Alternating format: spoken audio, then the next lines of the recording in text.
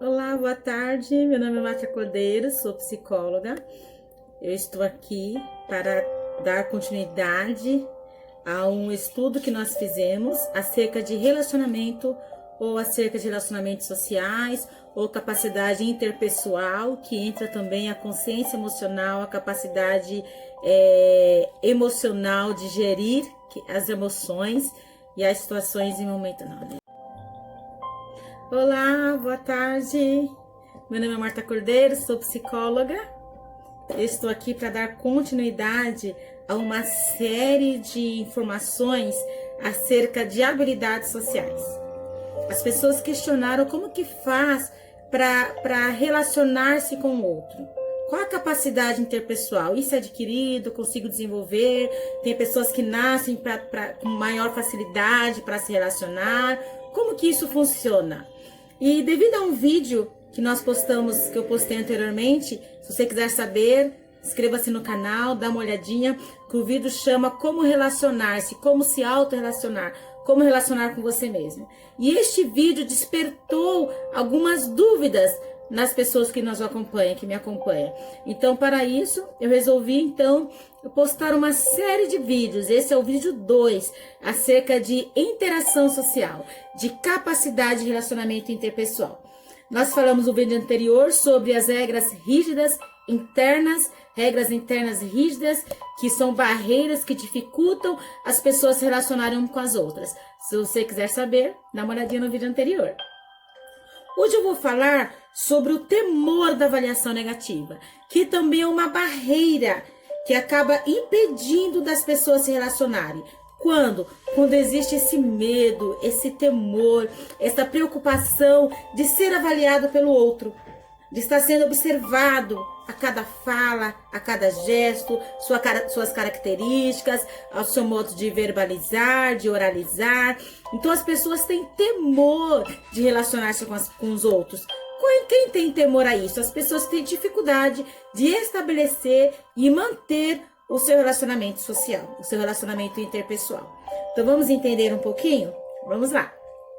Bom, temor da avaliação negativa se dá como a própria palavra diz, ao medo de estar sendo avaliado numa conversa, numa roda de amigos, num contexto familiar, num contexto escolar, num contexto acadêmico, ao ministrar uma palestra. A pessoa ela sempre tende a ficar tímida, a fechar-se numa relação, a evitar conversar, porque ela acredita que ela estará sendo constantemente avaliada. Isso é identificado até como um medo. Não é só um receio, é o medo de ser avaliada. É o medo de estar sendo observada e principalmente de estar sendo rejeitada.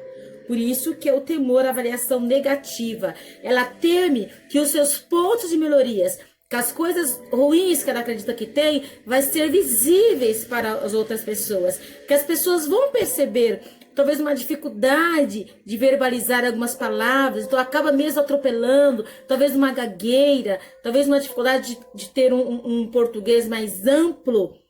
Isso detém a pessoa a se comunicar, detém a pessoa a falar, detém a pessoa a manter ou desenvolver e criar a capacidade de relacionar-se com as outras pessoas.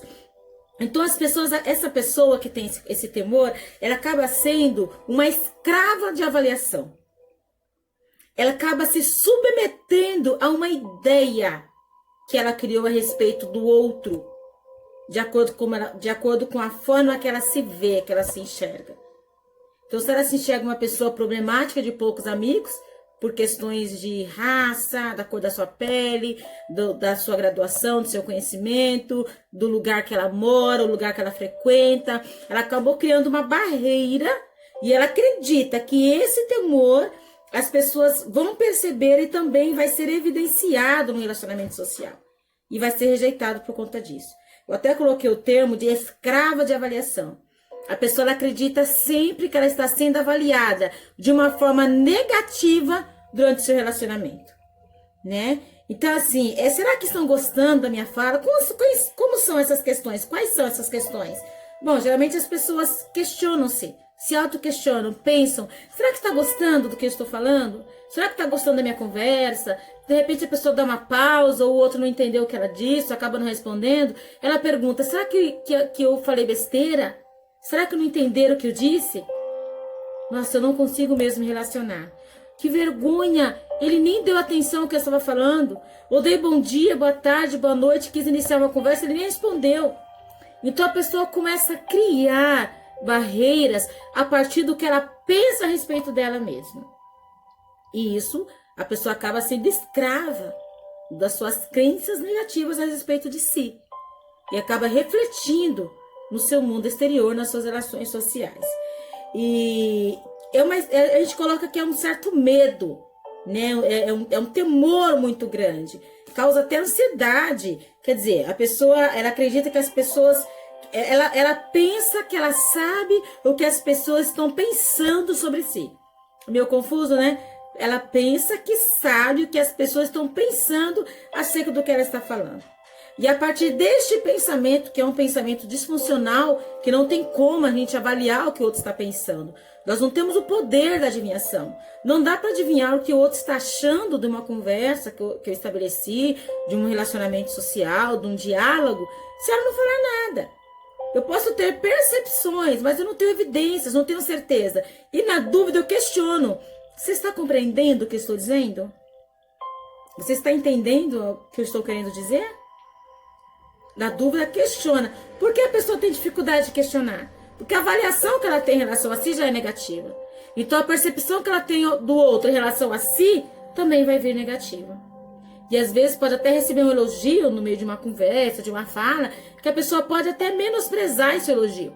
Pode até pensar assim, imagina, me elogiou para me deixar feliz, mas o que eu disse não tem nada a ver.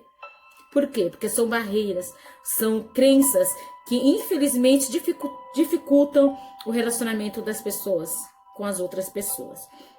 Então, começo a avaliar, a pensar o que o outro está pensando a seu respeito, como, por exemplo, será que ele está gostando da roupa que eu estou vestindo? Será que ele gosta das minhas características? Será que ele gosta do meu óculos? Estou com o aparelho? Será que ele está entendendo? Será que meu aparelho está sujo? Será que eu não estou conseguindo falar direito? Será que ele não gosta porque eu tenho uma religião diferente da dele? Será que ele não gosta porque eu moro num bairro diferente? Porque eu não tenho um carro? Ou porque eu tenho um carro? A pessoa começa a pensar sobre isso no momento da sua relação, da sua interação, que ela acaba deixando de relacionar-se. Ela acaba deixando de se relacionar com o outro. Por quê? Porque essa barreira do medo, da avaliação negativa, do temor sobre o que está pensando sobre si, infelizmente é muito danosa. E traz muitas consequências, como por exemplo, não deixar a pessoa se relacionar, conversar, porque ela está sendo bombardeada por um monte de pensamentos automáticos e negativos a respeito de si. Bom, tem pessoas também, é tão danoso esse comportamento, com licença, é tão danoso esse comportamento que a pessoa deixa até de praticar algumas atividades, de fazer alguma coisa, de passear, de viajar, de participar de uma excursão, de participar de um roteiro de estudo, de um grupo de estudo, de uma reunião de pessoas, para trocar ideias a respeito de um certo livro, trocar ideias a respeito de assuntos comuns e incomuns. Ela priva-se até de atividades que para ela é prazerosa. Por quê? Porque ela teme a avaliação negativa dos outros em relação a si. Percebe? Como é difícil estabelecer relacionamento quando a pessoa tem uma avaliação negativa a respeito de si, principalmente a respeito no contexto de interação social, de relacionamento social, porque essa informação negativa que ela tem a respeito de si vai acompanhá-la quando ela for partilhar de uma conversa. Vai ser um gatilho. A interação com o outro vai ser um gatilho para ativar os pensamentos negativos a respeito de como ela acredita que ela se comporta e que ela é em relação a amizades.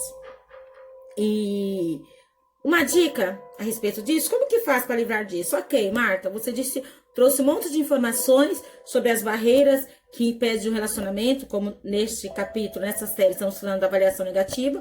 Como que eu me livro disso? Bom, primeira coisa é entender que que ninguém é perfeito. nós não vamos conseguir agradar a todos. Nós não vamos conseguir agradar a todas as pessoas. Nem todas as pessoas vão gostar da forma que nós conversamos, da forma que a gente estabelece a nossa relação de amizade. Umas pessoas podem achar que você é muito introspectivo, ou que você é muito extrovertido, ou que você fala demais, ou que você fala pouco, ou que você não responde para falar, ou que você fala depois de uns certos segundos, fica pensando sobre elaborar uma resposta. Nós não conseguimos agradar a todos, e isso é natural. Isso faz parte da condição humana. Por isso que nós identificamos pessoas e nos aproximamos de pessoas que se identificam com nossa forma de pensar, de estar, de agir e compartilham de algumas ideias. Não é verdade? Então, é um fato. Por ser humano, isso é uma condição humana, não conseguimos agradar a todos e não somos perfeitos. Uma outra dica, ninguém é livre de críticas. As críticas, desde que não sejam ofensivas ou destrutivas, elas são bem-vindas. Se uma pessoa reclamou de você, criticou algo, da sua família, das suas relações sociais, se você ouviu mais 3 críticas dentro do seu contexto social, é hora de prestar atenção. É hora de perceber, peraí, já me falaram isso antes. E mais de uma pessoa falou sobre esse ponto de melhoria que eu preciso aí trabalhar. Então, será que todas as pessoas realmente estão equivocadas? Ou será que existe, sim, algo a ser melhorado para efetivar as relações sociais, para efetivar as conversas, para efetivar o convívio social? Então, desde que a crítica não seja ofensiva, desde que a crítica não seja destrutiva, você deve observá-la, deve analisá-la e deve trabalhar em cima disso. Porque, com certeza, é algo que as pessoas estão percebendo que você ainda não deu conta. Isso vai melhorar o seu estado de estar e de ser como indivíduo. E ninguém está livre de críticas ofensivas também, tá? O que eu faço com as críticas ofensivas? O que eu faço com as críticas destrutivas? Eu as ignoro. Se elas não têm nada a ver comigo, se essas ofensas não diz respeito a quem eu sou, ao que eu penso de mim mesmo, se outras pessoas não partilham dessa mesma opinião ofensiva e destrutiva, eu descarto. E eu falo, não, isso não é meu, isso é da pessoa. É a visão que ela tem em relação a algumas coisas e acabou refletindo nessa fala a respeito de mim. Então, eu sempre descarto, tá? E aprender a lidar com as críticas. Essa é uma forma que a gente tem de aprender a lidar com as críticas. O que estão falando sobre mim? Que eu fui criticada? Que eu falo muito rápido? Que eu falo devagar? Porque eu tenho um raciocínio muito rápido, as pessoas não conseguem alcançar, porque o meu raciocínio é muito lento, as pessoas acabam se perdendo. Eu preciso prestar atenção nisso, aprender a lidar com isso. E avaliar se essas críticas têm evidências. De repente as pessoas têm razão. De repente as pessoas não têm razão. Então eu aprendo a moldar isso, a lidar com as críticas. Porque também criticar e ser criticado faz parte da condição humana. Imperfeição, não ser perfeito em tudo, não agradar a todos, ter críticas, receber críticas ou fazer críticas, isso faz parte da condição humana, faz parte de nós como seres humanos. Então, uma dica, aprenda a lidar com as críticas, entenda que você não vai conseguir agradar a todos, isso é normal, uma condição de ser, e que há pessoas que realmente não vão gostar do seu jeito de falar, do seu jeito de interagir, isso também é normal. Assim como você também não gosta de algum gesto, algumas ocasiões, de alguma forma que as pessoas se comportam. Vamos lá? Vamos entender um pouquinho as barreiras que estão impedindo a nossa rede de se manter ativada, sua rede de amigos, em tempos de isolamento domiciliar, que é o que estamos vivendo essa época, estamos no ano 2020, em tempos de isolamento domiciliar, vale a pena refletir sobre isso. Quais são as pessoas que comunicam com você? Como que está acontecendo essa relação? O que impede você de responder algumas mensagens, de participar de alguns chats, de participar de algumas conferências? Então vamos analisar e entender o que faz com que nós estejamos não só isolados de forma domiciliar, mas isolados também socialmente. Pensa nisso. Bom, no próximo vídeo eu vou falar sobre falta de informações a respeito de relacionamento social. Isso também é de grande valor e quando não se tem essas informações causa grandes danos nas relações sociais e acaba virando uma barreira. Até a próxima. Se você gostou do vídeo, compartilhe com seus amigos dá um gostei e inscreva-se no canal, que você será avisado do próximo vídeo. Até a próxima, muito obrigada. Cuide-se!